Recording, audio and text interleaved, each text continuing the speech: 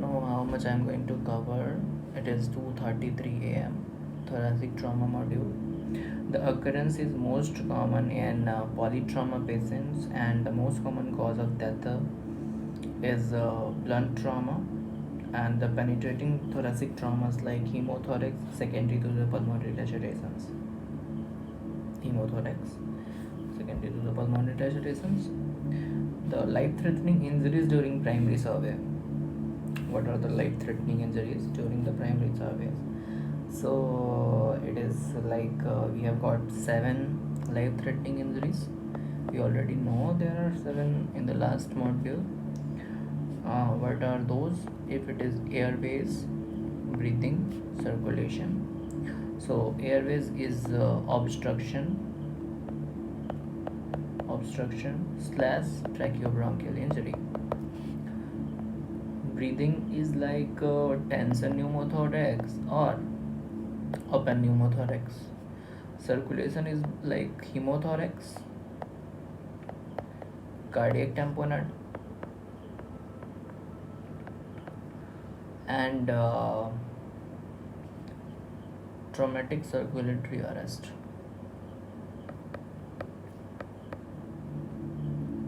Traumatic circulatory. These are the 7 primary life-threatening injuries.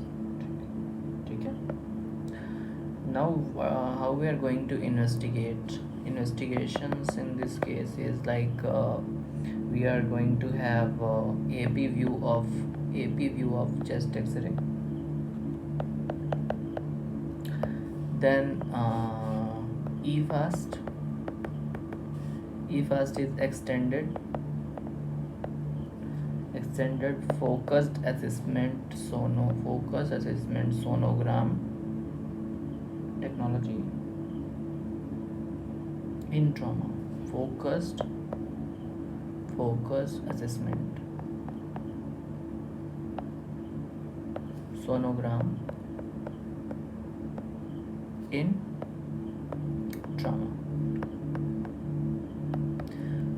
Second one is this one, and the normal pulse oximetry is done.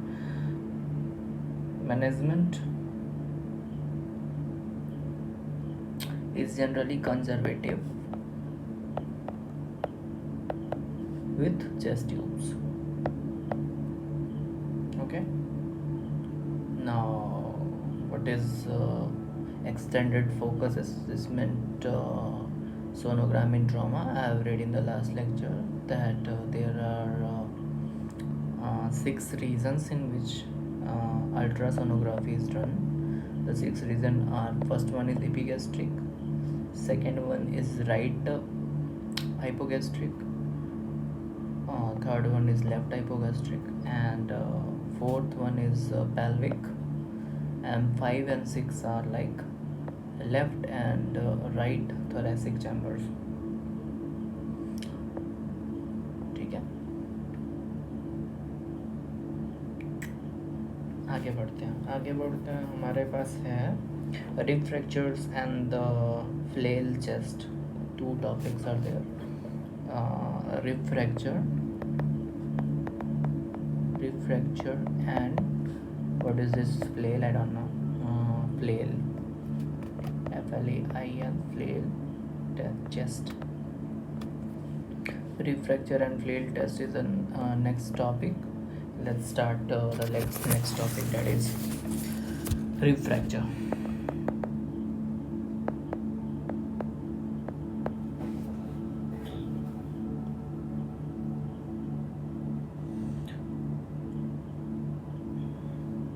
So rib fracture is like the most common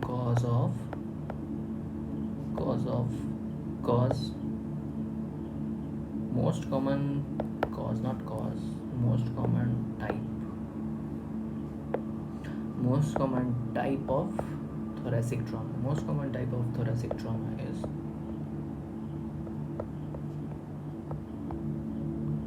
is rib fracture. And let's say the next point is most common cause of rib fracture is CPR. CPR, if it is given, then the most common rib fracture occurs are third, fourth, and fifth ribs are generally fractured during CPR most commonly.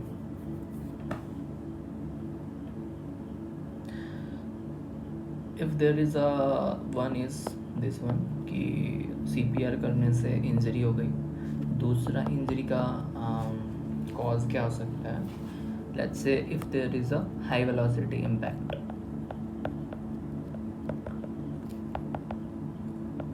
तो high velocity impact में 10th से 12th rib का damage हो सकता है, 10th से 12th rib का fracture हो सकता है.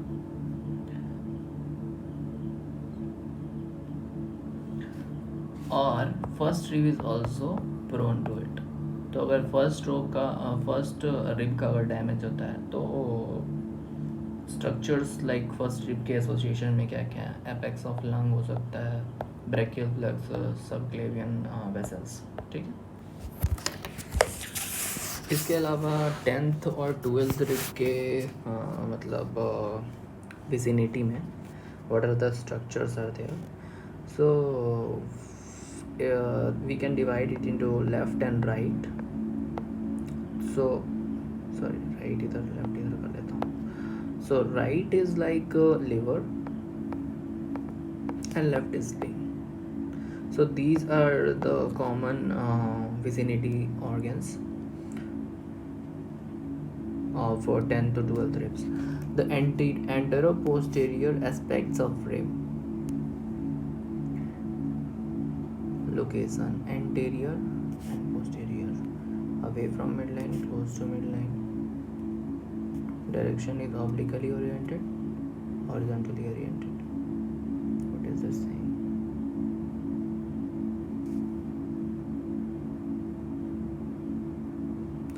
तो लाइक कहना ये चाहता है कि इस पॉइंट का कोई मतलब नहीं है यार. कहना ये चाहता है कि जो रिब से रिब है सॉरी ये वर्टिब्रल कॉलम से पोस्टेरियरली जो रिब्स होते हैं वो स्ट्रेट होते हैं और लाइक हॉरिजॉन्टली होते हैं, but anteriorly they are like oblique. ठीक है. आई डोंट नो, पता नहीं, मुझे याद नहीं आ रहा. आगे बढ़ते हैं. Incidences. Most common in adults. In children, ribs are pliable and damage to underlying organs can occur. Clinical feature is pain. Pain is a clinical feature, and bruising on the chest. How can we manage it? How can we manage? Management is like adequate analgesics.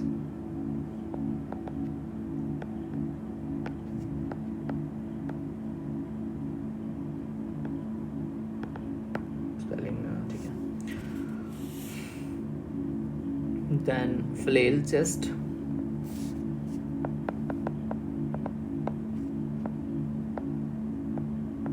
अब ये कौन सी वाला है भाई? flail chest. Fracture of more than 2 consecutive ribs at 2 places. Fracture of 2 consecutive at 2 places is flail chest.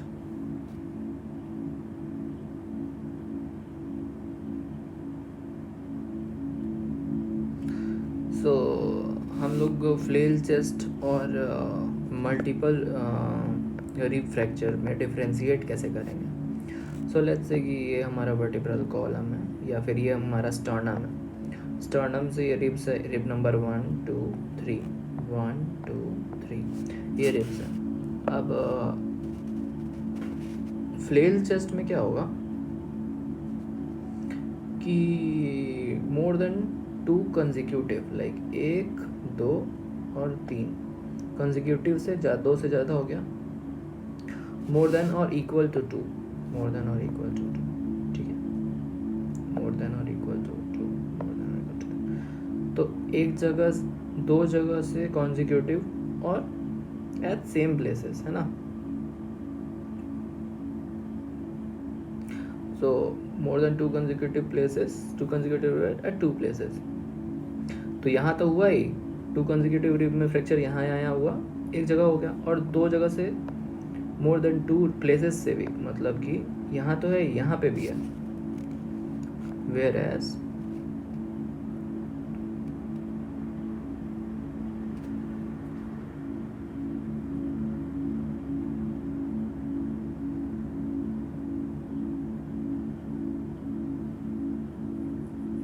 Fracture में क्या होगा, ये टूट गया, मान लो ये छूट जाएगा, ये टूट गया. कंसेक्यूटिव तो है नहीं, फ्रैक्चर तो 2 प्लेसेस में है बट कंसेक्यूटिव नहीं है. चलिए, ऐसा बोलना चाह रहा है. अब आते हैं complication of flail chest.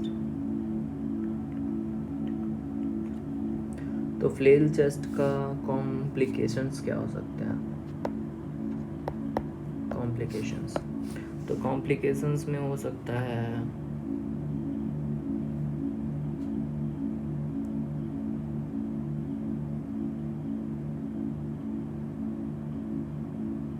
Paradoxical chest movement की बात हो रही है.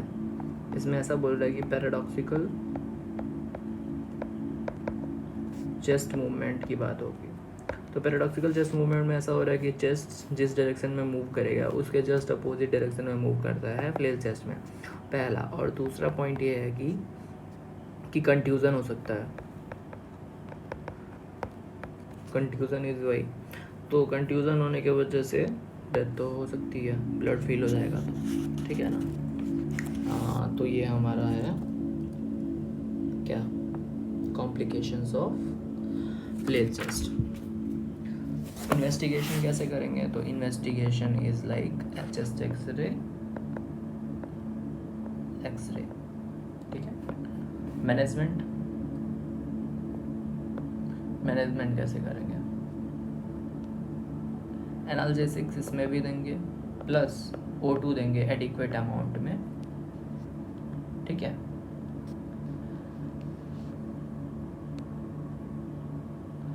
और अगर respiratory rate is more than 20 या फिर partial pressure of oxygen is less than 60, ठीक है, तो हम लोग इंटरमिटेंट पॉजिटिव प्रेशर वेंटिलेशन करते हैं.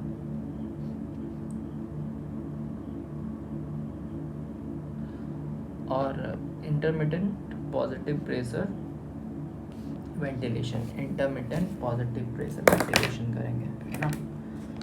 इंटरमिटेंट, पहले तो O2 देंगे और एनाल्जेसिक्स देंगे, और इससे अगर काम नहीं बन रहा है और respiratory rate is still increased and partial pressure of oxygen is less, then we are going to do intermittent positive pressure ventilation, which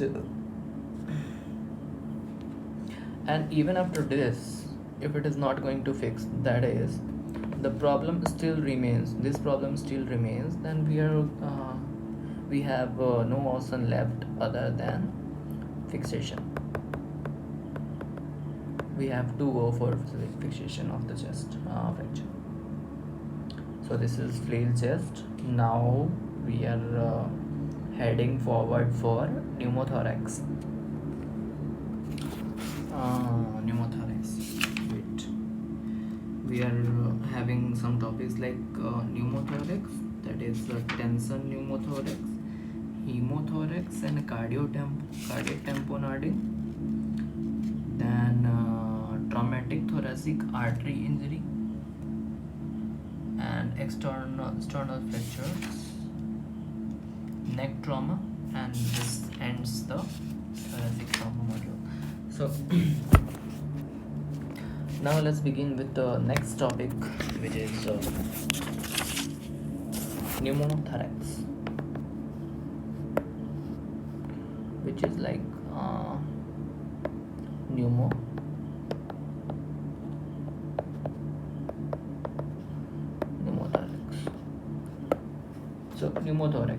accumulation of air in the pleural space.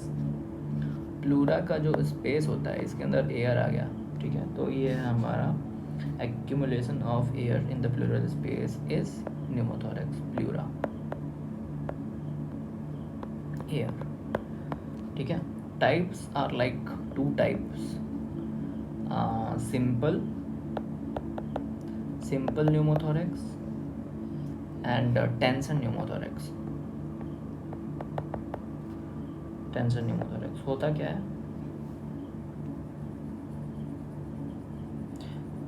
Simple में बोल रहा है कि there is no haemodynamic change in there is no change in the haemodynamic status, haemodynamic status का कोई change नहीं होता और इसमें अल्टर हो जाता है, बट इसमें होता है पॉजिटिव, इसमें नेगेटिव, ठीक है.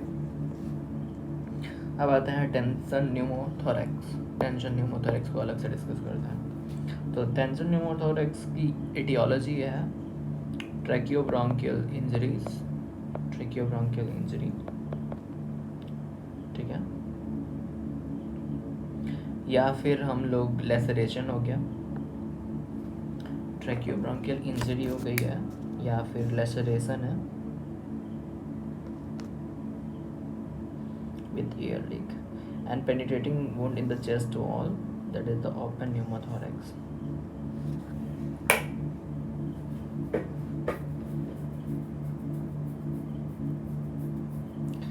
तो मैकेनिज्म क्या है? Stab injury open to the chest wall act as a sucking wound, one way valve, collapsing of the affected lung, hyperinflation of the opposite side. Now what happens? Trachea shifted to the opposite side and heart gets compressed.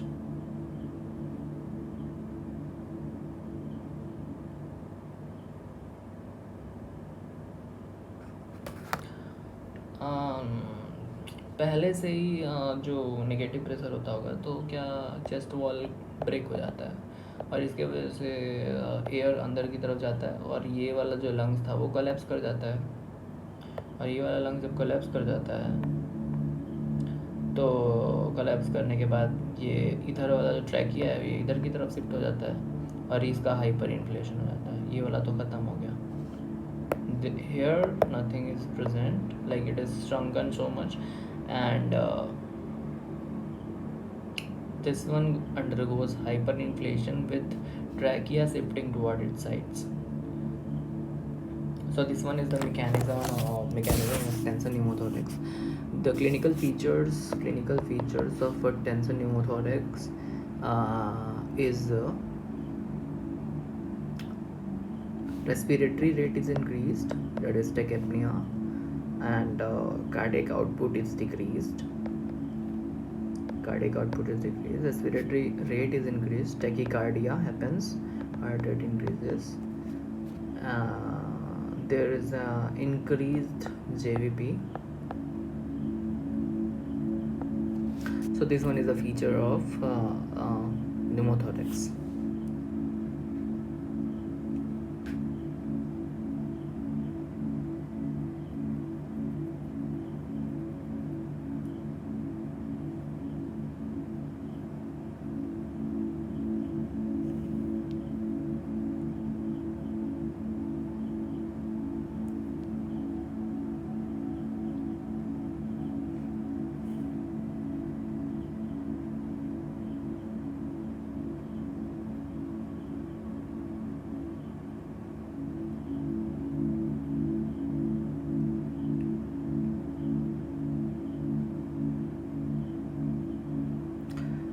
इसको भी हम लोग chest x ray से investigation करेंगे, chest X ray और ई fest कर देंगे, ठीक है.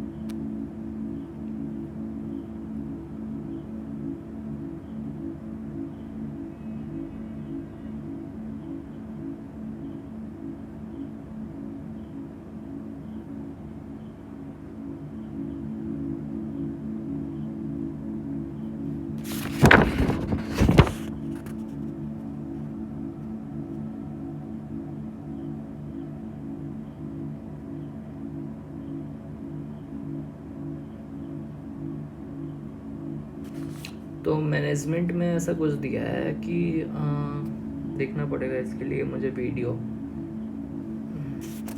देखता हूँ यार क्या बोल रहा है।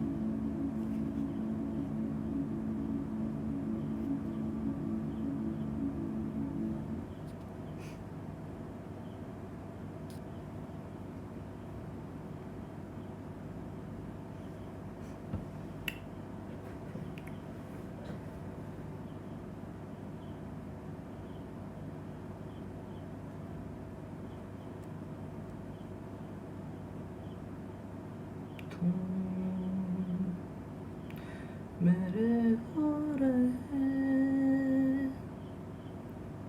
या हो गए या है फासला, पूछे दिल तो कहूँ मैं।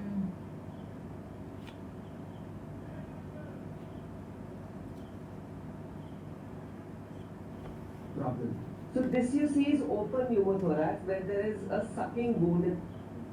In both of them, the emergency management is, you have emergency management and you have definitive management and you have definitive management. So emergency management, like I said, this can be done based on clinical features. You don't need to always wait for the X-ray or EFAS. You can treat on the basis of the clinical features. Emergency management in adults and in children, in both of them, the emergency management is called needle thoracocentesis. We will put a wide bore needle to decompress the pneumothorax, needle thoracocentesis.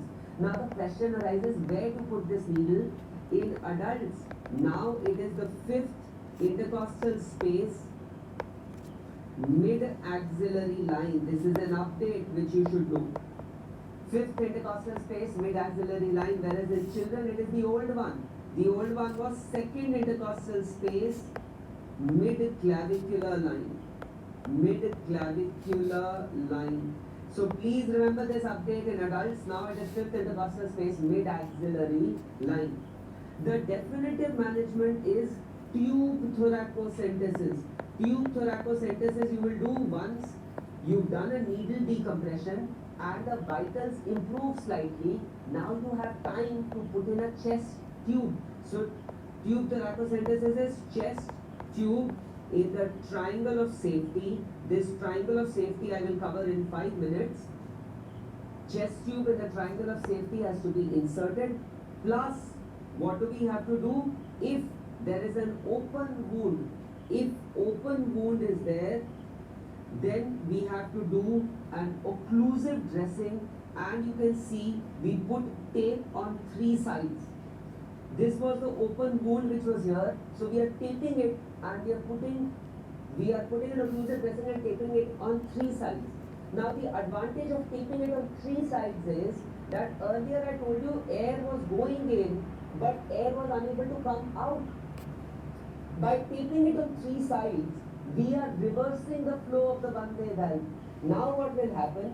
If air has to come out, one-sided flap will lift up and air can come out. But when air wants to go in, this will shut. So by doing this, we reverse the flow of the one-way valve. Reverse flow of one-way valve. So that is the treatment of tension pneumothorax. I told you the update as well. Simple pneumothorax, like I said, in simple pneumothorax, if the patient is symptomatic, we straight away put in a chest tube. If symptomatic, we straight away put in a chest tube. There is no role of doing a needle decompression. And this simple pneumothorax and spontaneous pneumothorax, I covered in the thorax and the mediastinum module, which is towards the end, so you can watch that. But let me tell you that majority of the questions in the exams, almost 95% questions, have been asked from tension pneumothorax, okay? Not from simple pneumothorax. ठीक है।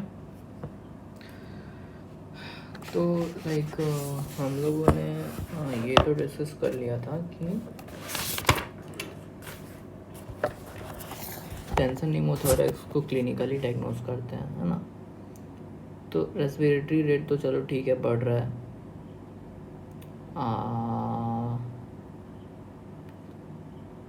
इसके बाद जो चीज़ें हो रही हैं like respiratory rate तो चलो बढ़ गया, ठीक है ना।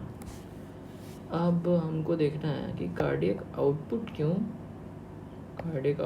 क्यों घटा, टेकिकार्डिया, हार्ट रेट क्यों बढ़ा, सिस्टोलिक बीपी क्यों घटा और जेवीपी क्यों बढ़ा। तो चलो सोचते हैं इसके बारे में।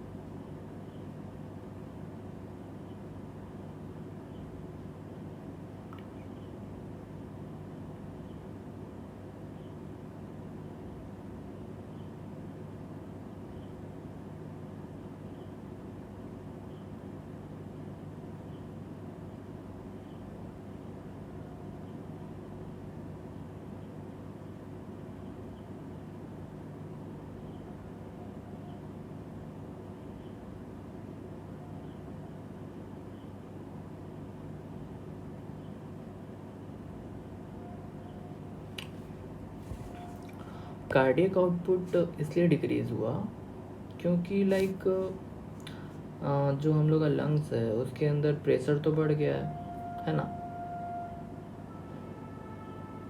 और अगर प्रेशर बढ़ा हुआ है तो इस वजह से ब्लड का जो फ्लो है वो रुक गया है। तो ब्लड का अगर फ्लो रुक गया है तो यानी हार्ट के अंदर ब्लड आ ही नहीं रहा है, यानी कि प्री लोड कम हो गया है। तो प्री लोड अगर कम है तो आफ्टर लोड कम, तो लोड तो कार्डियक आउटपुट बढ़ेगा, ठीक है।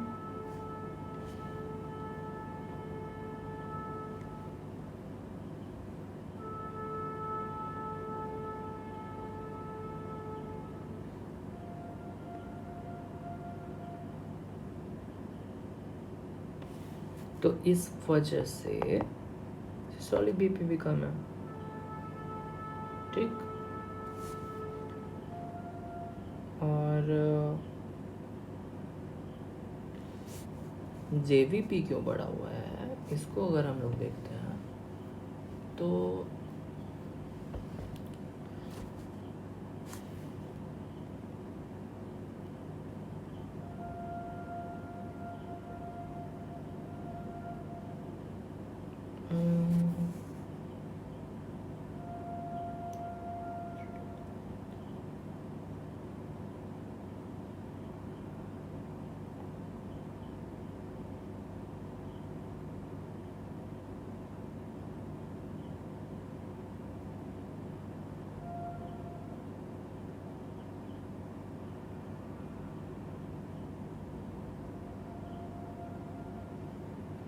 न्यूमोथोरैक्स होने की वजह से वीना कावा जो होता है इसको कॉम्प्रेस कर सकता है ये। तो कॉम्प्रेस हुआ तो ब्लड ऊपर ही रह जाएगा, है ना। तो इस वजह से जेवीपी बढ़ सकता है, ठीक है। यानी थोरैक्स में अगर प्रेशर बढ़ा हुआ है तो ये क्या करेगा कि जो हार्ट का जो वीना कावा है ये वाला, तो ये वीना कावा इसको प्रेस करेगा, तो प्रेस के वजह से क्या होगा, ब्लड जो है वो ऊपर ही रह जाएगा, है ना। इस वजह से जेवीपी बढ़ जाएगा। आगे बढ़ते हैं।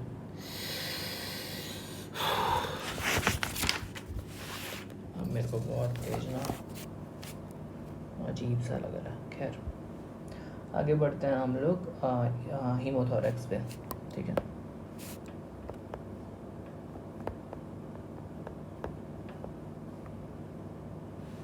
हीमोथोरैक्स एंड कार्डियक टेम्पोनेट। तो पहले हीमोथोरैक्स देखते हैं। Accumulation of blood in the pleural space due to the intercostal vessel injury.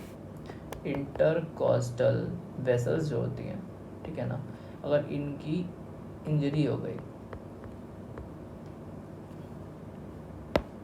तो इंजरी होने के वजह से ब्लड का एक्युमुलेशन किधर हो जाता है, प्लूरल स्पेस में। तो इस वजह से क्या होगा, हीमोथोरैक्स होगा, ठीक। इसमें भी ब्रीदिंग रेट बढ़ जाएगा, ठीक है, कार्डियक आउटपुट घटेगा, सिस्टोलिक ब्लड प्रेशर घटेगा इसके वजह से, और सिस्टोलिक ब्लड प्रेशर घटेगा, ओवरऑल सिंपैथेटिक सिस्टम एक्टिवेट होगा, हार्ट रेट बढ़ जाएगा, ठीक है। तो these are almost same, are exactly same as that of tension pneumothorax, ठीक है। अब आते हैं साइंस।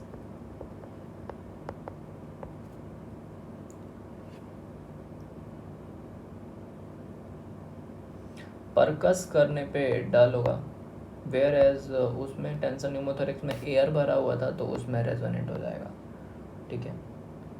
और ऑस्कल्टेट करेंगे तो ब्रीथ साउंड नहीं मिलेगा। फिर से इन्वेस्टिगेशन के लिए सेम क्या क्या, चेस्ट एक्सरे और E fast extended, what is this one, E F A S T, क्या था दी,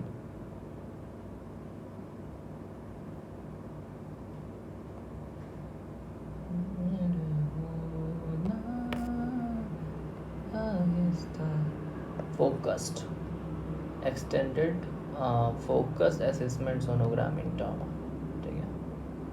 अब आते हैं extended focus assessment sonogram in trauma. Management के लिए भाई चेस्ट ट्यूब को इंसर्ट करेंगे,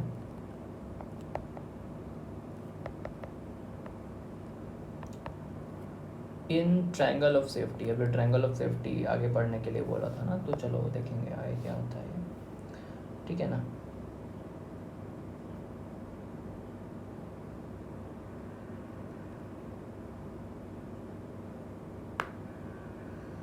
अब नया टॉपिक जो है हम लोग का वो है indication of thoracotomy, emergency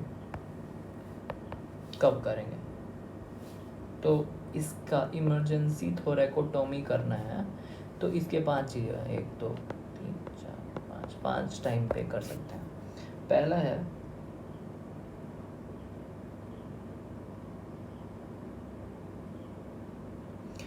(1 to 1.5 liter of bleeding, more than 1.5 liter of bleeding on chest tube insertion। chest tube insert करें और then if you are getting more than 1.5 liter of blood, then it is the indication for thoracotomy emergency. If it is more than 200 cc per hour for 3 consecutive hours, ठीक है, then it is again indication. If somehow we are going to diagnose that it is aortic injury, then it is the indication. Tracheobronchial injury, then it is the indication. Or if it is a cardiac tamponade.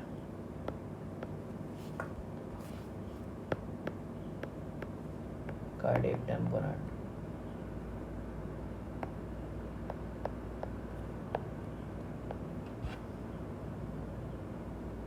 ठीक है।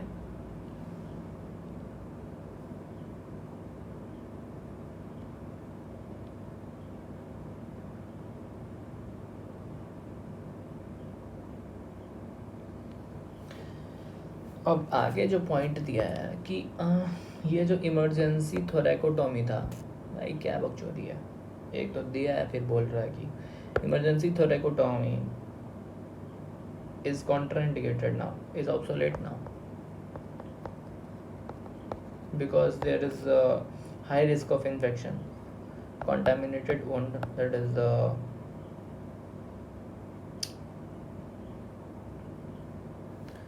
high risk of infection and high mortality is there. That's why we are now not doing this process. Now chest tube and how to insert. Now the next topic is this, how to insert the chest tube and what is the chest tube. Site of insertion.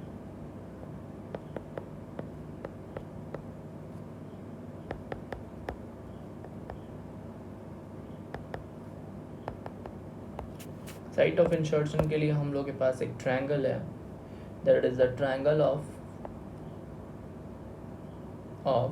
Safety.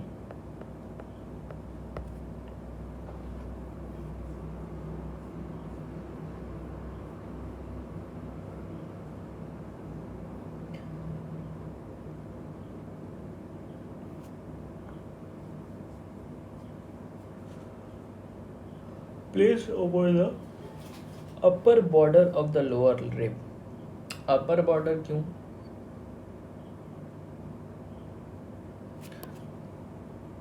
जो lower ribs है ना, उनका upper border, like ये वाला part, क्योंकि जो lower part है उसमें न्यूरोवेस्कुलर बंडल होता है.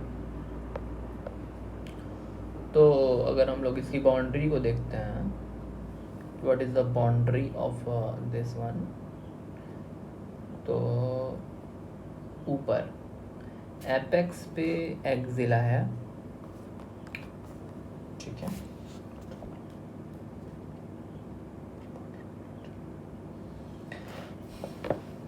कैसे इसको याद रखा भाई?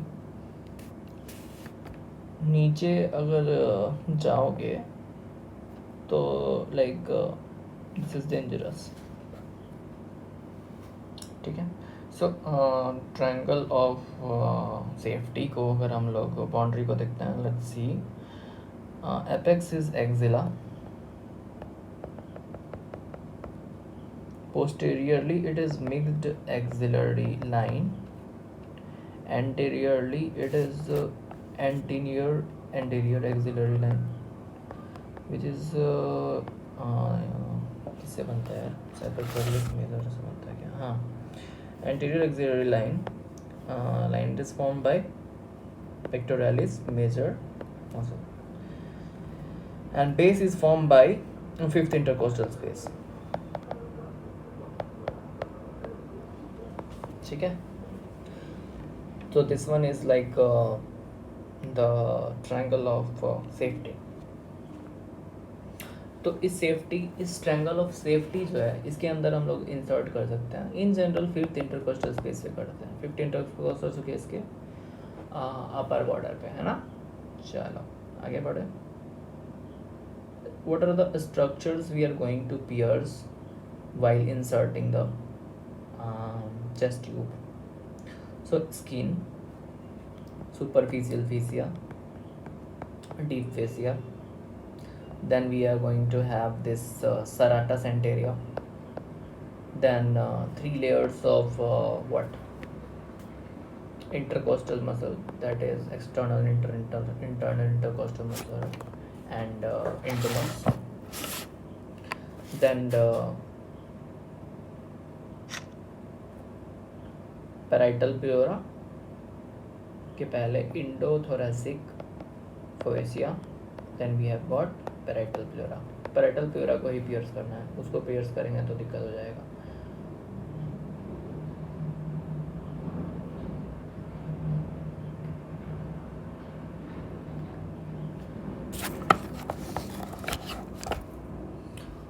तो चेस्ट ट्यूब लाइक ऐसा सा होता है कि एक बैग है जिसमें इतना देर होता है ना, इसमें पानी भरा रहता है, filled with water,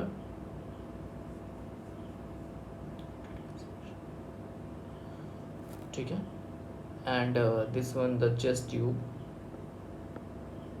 is like this.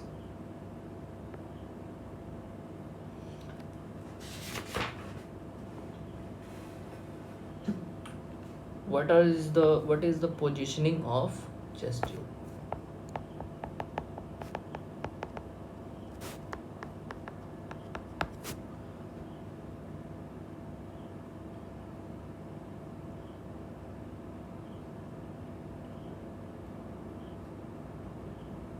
जो चेस्ट ट्यूब होता है,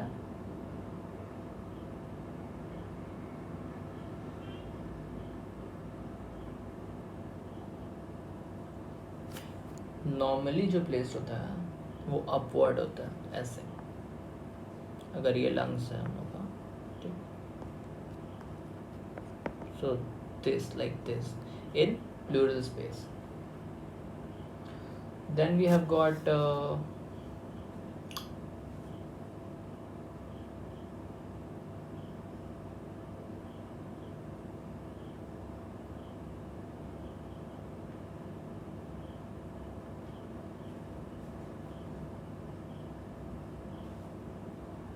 कैसे निकालेंगे, हाउ टू रिमूव इट. सो पहली बात तो क्यों निकालेंगे, पहली बात कब निकालेंगे. तो चेस्ट एक्सरे करेंगे और देखेंगे कि फिर से जो हमारा लंग है वो उसका एक्सपेंशन हो गया है. Then we are ready for the removal of chest tube and the breath sound is normal now. At the same time, we are having less than 100 cc of blood per 24 hour. At peak of insertion, when the patient is holding breath, it is saying that at the peak of inspiration, patient is said to hold the breath, and then this chest tube is removed. Now the next topic is cardiac tamponading. Tampo, nada.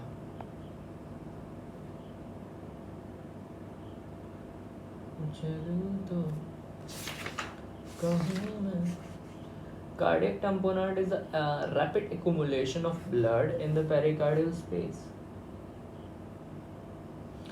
So cardiac tamponade is blood also. यहाँ पे भी blood है, ठीक है, ठीक है, blood in the pericardial space, and which is 60 to 70 cc of blood. Most common is penetrating trauma more than blood trauma.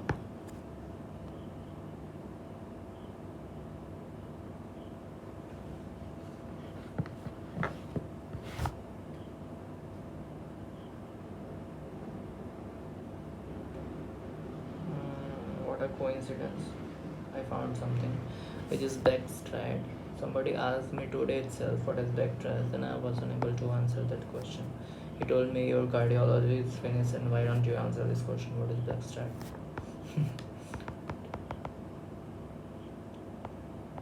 So backstride is like three things are there backstride में. Hypotension, muffled heart sound,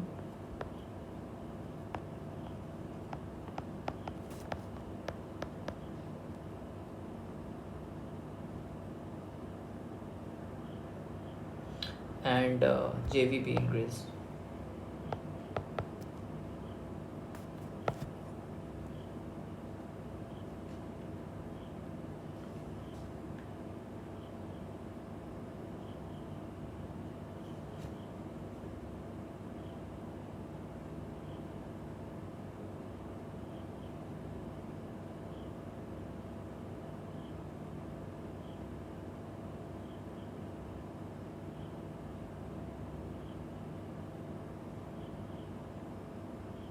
Playing from Shubham's A53.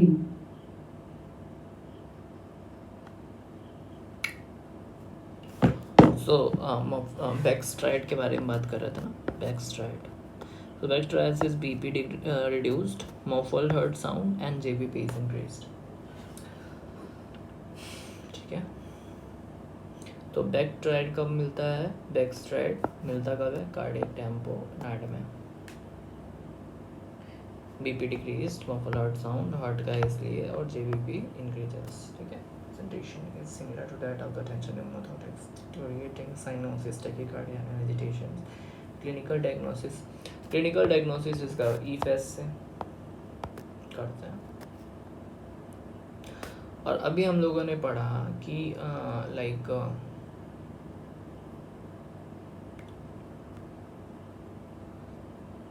इसका हम लोग management कैसे करते हैं, तो left anterolateral thoracotomy करते हैं, ठीक है, with plus evacuation of haematoma and repair of myocardium plus insertion of pericardial drain. क्या करेंगे, लेफ्ट एंट्रोलैटरल थोरैकोटॉमी करके इवैक्यूएशन ऑफ हेमाटोमा और then repair of myocardial repair, then we have got insertion of pericardial drain. There is no role of pericardiocentesis in the traumatic cardiac tamponade, ठीक है। Now the traumatic thoracic aortic injuries and sternal fractures is the next topic. Is our next topic. अरे यार head भी पढ़ पाऊँगा क्या, नींद आ रहा है बहुत तेज।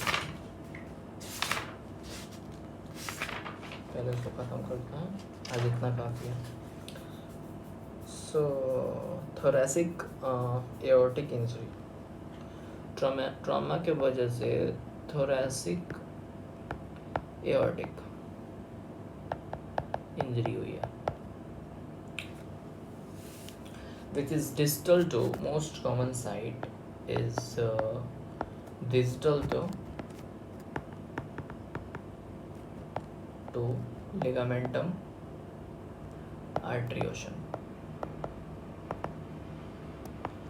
Clinical features is like chest pain,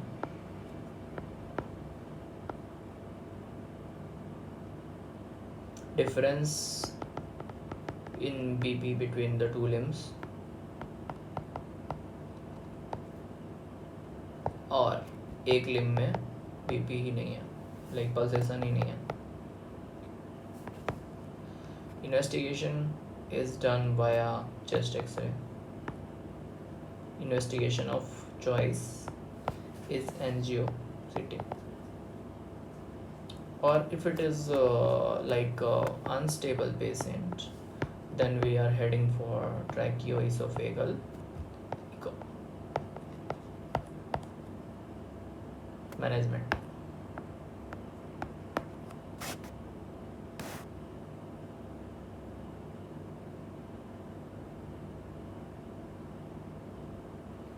manage करने के लिए हम लोग लाइक पीपी को मैनेज करते हैं। I don't know why PP को, शायद वही हाई ब्लड प्रेशर है तो मतलब डैमेज हो गया है तो ब्लड बहुत बढ़ रहा है, तो इसलिए हम लोग बीटा ब्लॉकर दे करके बीपी को मैनेज करते हैं, कम बीपी कर देते हैं। BP is reduced using beta blockers and इस जब बीटा ब्लॉकर दे करके रिड्यूस कर दिए उसके बाद से इंडोवेस्कुलर रिपेयर कर देंगे, ईवी मेथड से रिपेयर कर देंगे। Now the next topic is sternal fracture.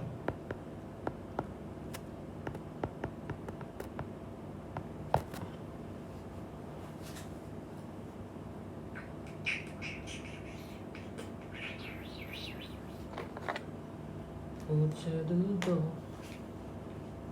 कहूँ मैं क्या भला, दिल सवालों से ही ना मेरे होना Aahista Aahista. Sternal fracture is secondary to high velocity impacts, ठीक है। मॉनिटरिंग कैसे करेंगे, मॉनिटरिंग करेंगे यहाँ पे सर्जिकल इंटरवेंशन की ज़रूरत नहीं है, नो सर्जिकल इंटरवेंशन, छोटा सा था ख़त्म हो गया। डायफ्रामेटिक इंजरीज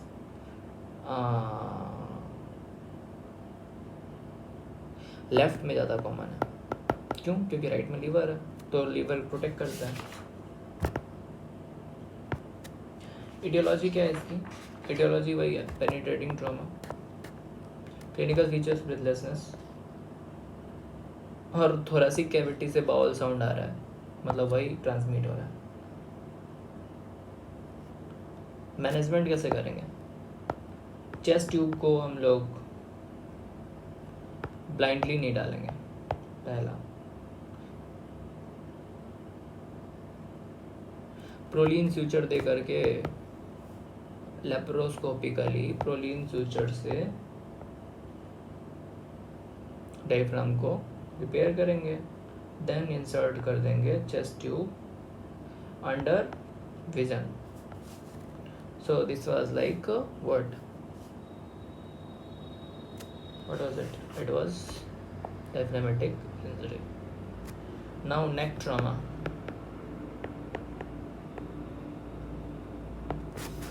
ठीक है,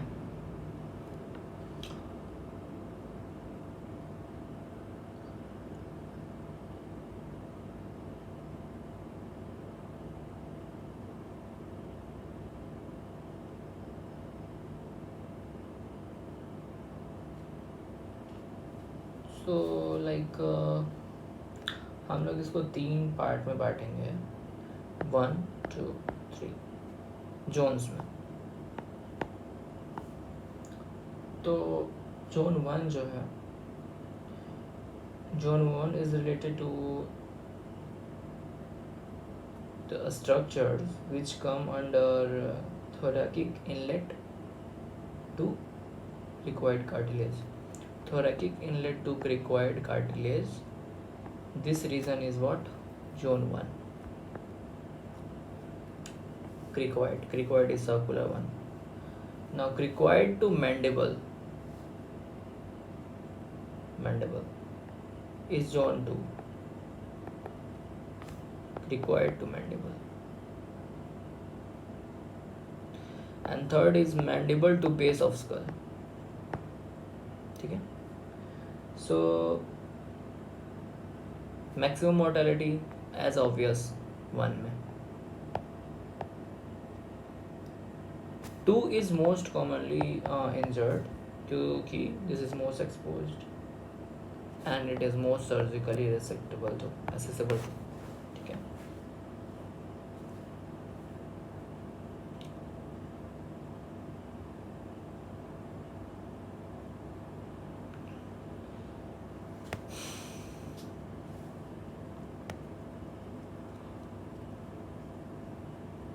अब हम लोग इंटरवेंशन करेंगे कब?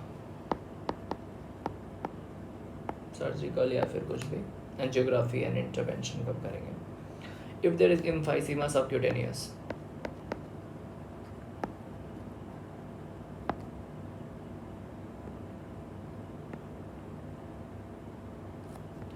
इसके बाद बोल रहा है कि एयर बबल अगर हो,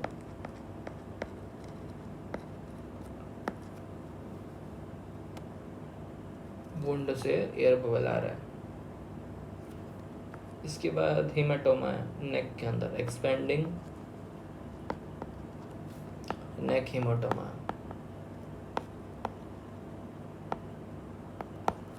या हॉर्सनेस ऑफ वॉइस है, हॉर्सनेस ऑफ वॉइस। हेमाटोमा है जो बढ़ रही है, या फिर एम्फाइसीमा है, या फिर एयर बबल आ रहा है, या फिर हॉर्सनेस ऑफ वॉइस है। सो दिस वन इज, भाई मैं रफ कर रहा था और ऐसे मेरा नेक ट्रॉमा, सॉरी थोरैक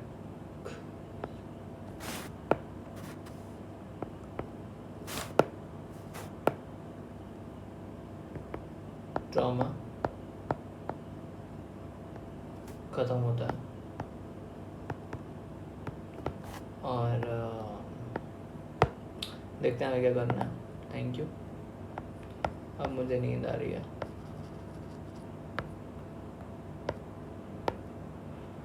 और गुड नाइट।